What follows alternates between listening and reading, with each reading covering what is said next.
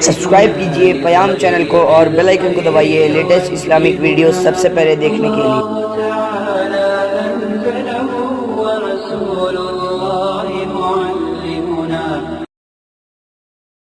الحمدللہ رب العالمین والصلاة والسلام علی حبیبہ سید الانبیاء والمرسلین وعلی آلہ وصحبہ اجمعین، اما بعد۔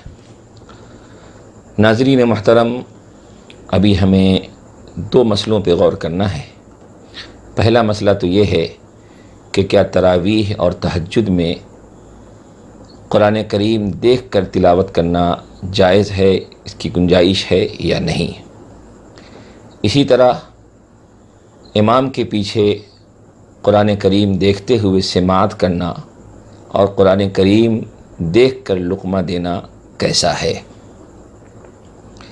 جہاں تک تراویح اور تہجد میں قرآن دیکھ کے پڑھنے کا مسئلہ ہے، تو آج کل عالم عربی کے بہت سے علاقوں میں اس کا رواج بڑھتا جا رہا ہے، اور ان حضرات کو دیکھ کر کے ہند پاک کے بھی بعض احباب اس طریقے کو اختیار کرنا چاہتے ہیں۔ حالانکہ حضرات فقہاء کرام نے لکھا ہے کہ قرآن کریم دیکھ کر کے تراویح میں یا تہجد میں تلاوت کرنا، قرات کرنا، یہ بالاتفاق مکروہ ہے۔ تمام فقہاء اسے مکروہ مانتے ہیں۔ علامہ کاسانی رحمۃ اللہ علیہ نے بدائع الصنائع میں لکھا ہے کہ یہ عمل بالاتفاق تمام فقہاء کے نزدیک مکروہ ہے۔ اور علامہ ابن حزم نے تو بہت سخت بات لکھی ہے۔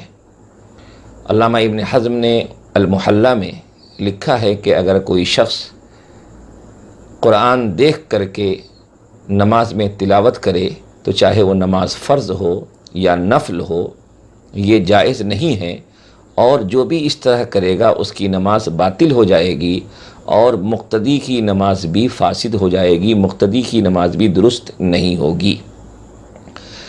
ان حضرات کے پیش نظر در حقیقت وہ روایات و آثار ہیں جو حضرات صحابہ کرام سے اور تابعین اعظام سے منقول ہیں۔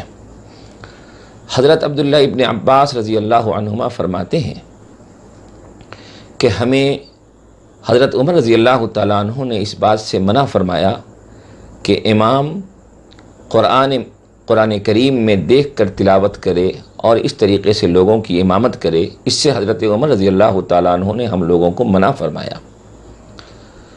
خطیب بغدادی نے حضرت عمار ابن یاسر رضی اللہ تعالیٰ عنہ کی روایت کو نقل کیا ہے کہ حضرت عمار ابن یاسر رضی اللہ تعالیٰ عنہ ناپسند کرتے تھے اس عمل کو، قرآن کریم دیکھ کر نماز میں تلاوت کرنے، تراویح میں تلاوت کرنے کو ناپسند کرتے تھے، اور کہا کرتے تھے کہ یہ اہل کتاب یہود کا طریقہ ہے۔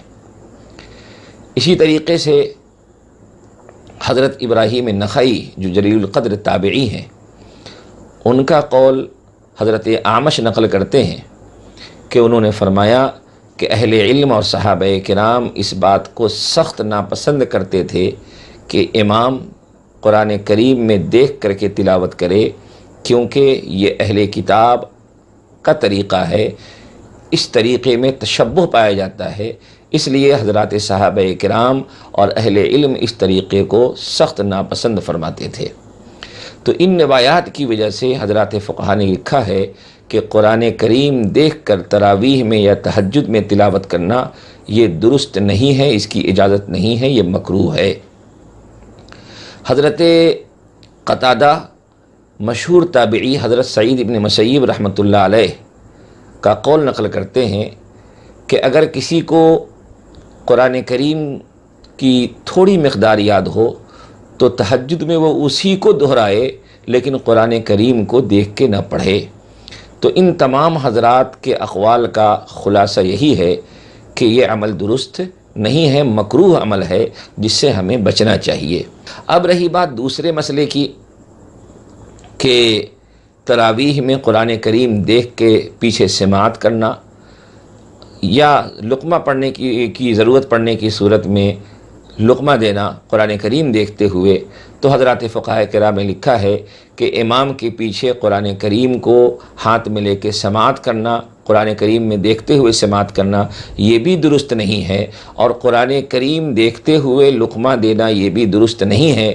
اور فقہاء نے لکھا ہے کہ اگر کسی نے اس طرح لقمہ دیا اور امام نے اس لقمے کو قبول کر لیا تو اس امام کی اور اس کی اقتداء میں پڑھنے والے مصلیوں کی نماز فاسد ہو جائے گی، وہ نماز درست نہیں ہوگی۔ اس لیے اس عمل سے ہمیں بچنا چاہیے۔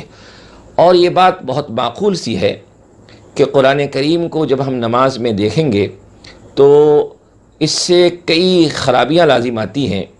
اس سے ایک تو اللہ کا حکم ہے کہ فولی وجہک شطر المسجد الحرام، کہ اپنے چہرے کو مسجد حرام کی سمت متوجہ رکھیے۔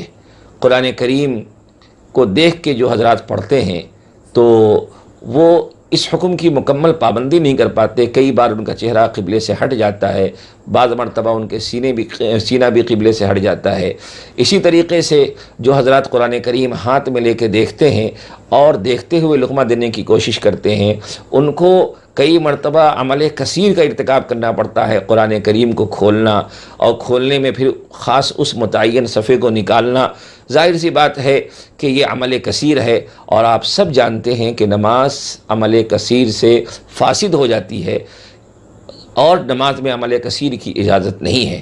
اس کے علاوہ نماز میں خشوع خضوع کا حکم دیا گیا ہے، اور خشوع خضوع مطلوب ہے، اور اس عمل سے نماز میں خشوع اور خضوع کا خاتمہ ہو جاتا ہے، اور نماز میں خشوع اور خضوع کی کیفیت اس عمل سے پیدا نہیں ہوتی ہے۔ اس لیے جب ہم امام کے پیچھے نماز پڑھ رہے ہوں تو توجہ سے امام کی قرأت سنیں، قرآن کریم میں دیکھے بغیر۔ اور اگر لقمہ دینے کی نوبت آ جائے تو جو حافظ قرآن ہوں یا جن کو وہ صورتیں یاد ہوں، اپنی یادداشت سے لقمہ دے، اور لقمہ دینے میں بھی احتیاط کرنا چاہیے کہ یہ چیز بوجہ ضرورت جائز قرار دی گئی ہے۔ جہاں تک کوشش ہو کہ امام کو موقع دیا جائے کہ لقمے کی ضرورت کے بغیر اور لقمہ لیے بغیر وہ اپنی قرآن کریم کو مکمل کر سکے۔ بعض لوگ اس سلسلے میں بہت جلدی کرتے ہیں۔ یاد رکھیے الضرورۃ تتقدر بقدر الضرورہ، کہ یہ ایک ضرورت کی بنیاد پر کہ قرآن کریم کی ترتیب وار تکمیل ہو جائے، اس ضرورت کی بنیاد پر اس کی اجازت دی گئی ہے، ورنہ اصلاً تو نماز میں تعلیم و تعلم کی گنجائش ہی نہیں ہے، اور لقمہ یہ تعلیم و تعلم ہے۔ اس لیے جو چیز ضرورت کے حد تک ہو، ضرورت کی بنیاد پر جس کی اجازت دی گئی ہو، تو اسے محدود رکھنا چاہیے ضرورت کی حد تک ہی۔ اس لیے امام کو پہلے کوشش کرنے کا موقع دینا چاہیے، اور جب واقعی ضرورت درپیش ہو اس وقت لقمہ یادداشت کے مطابق اپنی یادداشت سے دینا چاہیے۔ قرآن کریم کو دیکھ کر کے لقمہ دینا اس کی اجازت نہیں ہے، اور ذہن میں اس بات کو رکھیں کہ اگر امام کو کسی نے اس طرح لقمہ دیا اور امام نے اس لقمے کو لے لیا تو سبھوں کی نماز باطل ہو جائے گی، نماز فاسد ہو جائے گی۔ اس لیے اس عمل سے بچیں اور نماز میں خشوع اور خضوع کی کیفیت پیدا کرنے کی کوشش کریں۔ اللہ ہمیں نماز میں خشوع اور خضوع کی توفیق دے اور ہماری نمازوں کو قبول فرمائے۔ وآخر دعوانا ان الحمد للہ رب العالمین۔